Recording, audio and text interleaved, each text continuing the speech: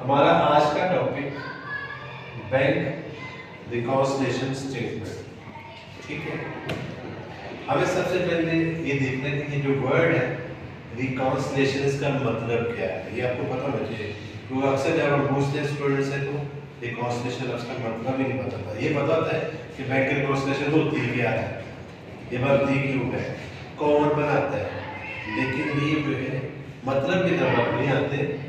सबसे पहले इसका मतलब देखते हैं। इसका मतलब है मुसालहत, सुलह। दो अफराद के दरमियान अगर किसी बात पे इख्तलाफ हो गया, झगड़ा हो गया, तो उसको हल करने के लिए हम उसकी सुलह कराते हैं, मुसालहत कराते हैं। अब हमारी अकाउंटिंग में किनका झगड़ा हो गया है, वो कौन दो लोग लड़ पड़े हैं क्या हम उनका सुलह कर देंगे। तो वो जो दो लोग हैं, एक तरफ हम मिसाल रखते हैं एहसन, एक तरफ हम रखते हैं दूसरी पार्टी हबीब है।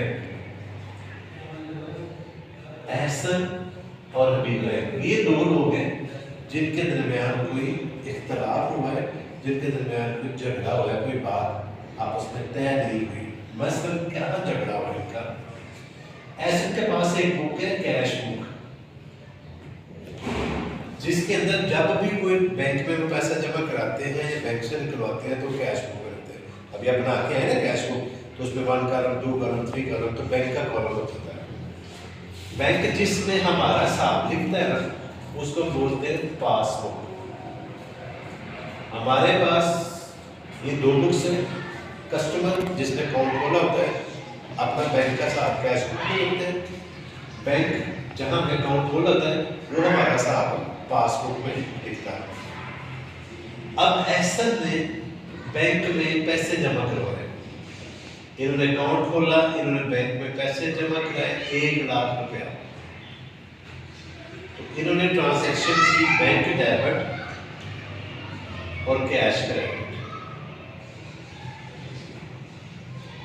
क्योंकि एहसन के लिए बैंक एसेट है, तो एसेट में इजाफा हुआ है, बैंक हमारा एसेट है, उसमें इजाफा होता है, हमने उसको डेबिट कर दिया। कैश भी हमारा एसेट है लेकिन उसमें कमी हुई है, वो हमने क्रेडिट कर दिया। क्योंकि रूल ये है कि बैंक में इजाफा हो डेबिट, एसेट में इजाफा हो डेबिट, एसेट में कमी हो तो क्रेडिट। हमारी नजर में, एसेट की नजर में बैंक एसेट है, इसमें इसने एसेट वाला रूल लगा दिया। बैंक क्या करेगा इसकी ट्रांजैक्शन, बैंक करेगा उसके पास पैसे आए, कैश डेबिट, और जिस अकाउंट होल्डर ने जमा कराया है उसका नाम लिखता है, बैंक में अकाउंट नंबर चलते हैं, तो क्रेडिट वो करेंगे अकाउंट नंबर 1.2 1 लाख रुपया उन्होंने आगे लिख दिया। बैंक ने एहसन के अकाउंट को क्रेडिट किया है, क्यों? बैंक की नजर में एहसन लायबिलिटी है, क्योंकि बैंक ने एहसन के पैसे वापस करने हैं, बैंक के पास एहसन के पैसे अमानत है, तो उसने अमानत रखी है, तो ये उसकी लायबिलिटी है। ये 1 लाख रुपए एहसन की अमानत है जिसका अकाउंट नंबर 1.2 है। अब हमने जब बैंक में पैसे जमा कराए तो हमने बैंक को डेबिट किया क्योंकि हमारा एसेट है, बैंक ने हमें क्रेडिट किया क्योंकि बैंक की नज़र में हम लायबिलिटी है। क्लियर की बात कि वो एसेट है हमारी नज़र में, हम जो बैंक के पास लायबिलिटी है क्योंकि बैंक ने हमें पैसे दे दिए। अब अगर एहसन आप वहां से पैसे निकालते हैं, अकाउंट होल्डर वहां से पैसे निकालता है, आप जो कस्टमर है वहां से 40,000 रुपये निकालते हैं, 40,000 में विड्रॉ किया, उसकी ट्रांजैक्शन ये होगी कि अब कैश में इजाफा हुआ है और बैंक में कमी हुआ, और एहसन ने ये एंट्री कर दिया अपने अकाउंट में। उसने कैश बुक, अगर हम कैश बुक में कवर करेंगे तो कैश बुक में जब पैसे जमा कराए तो बैंक की डेबिट साइड में लिखते हैं, और कैश बुक में कैश बुक में जब उसने लिखे उन्होंने कैश बुक की क्रेडिट साइड में लिखा है क्योंकि बैंक माइनस हो गया।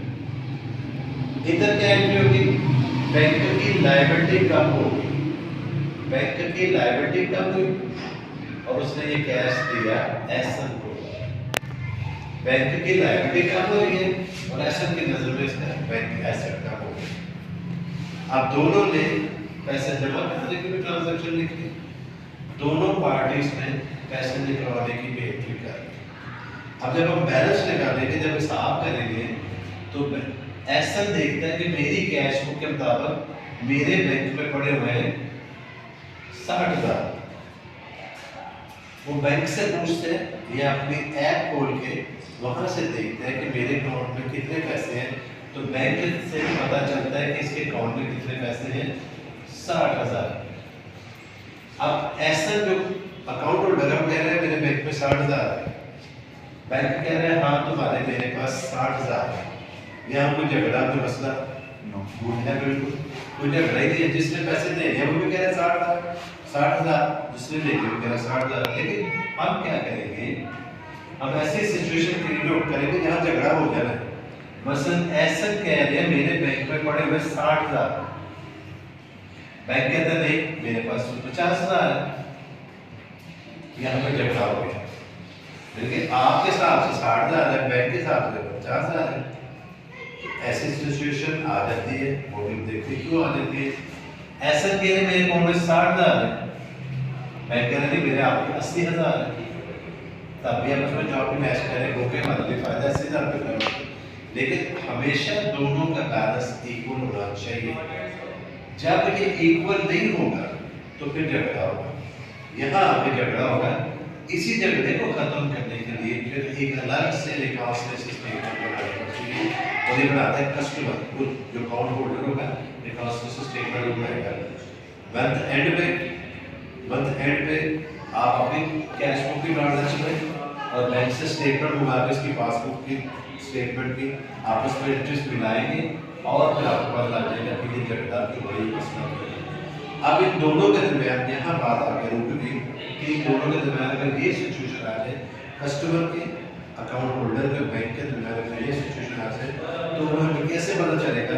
हमें ये देखना कि मसला हमें मसला खत्म करना, इन दोनों का आपस में मसला बन गया, वो कुछ कह रहा है वो कुछ कह रहा है।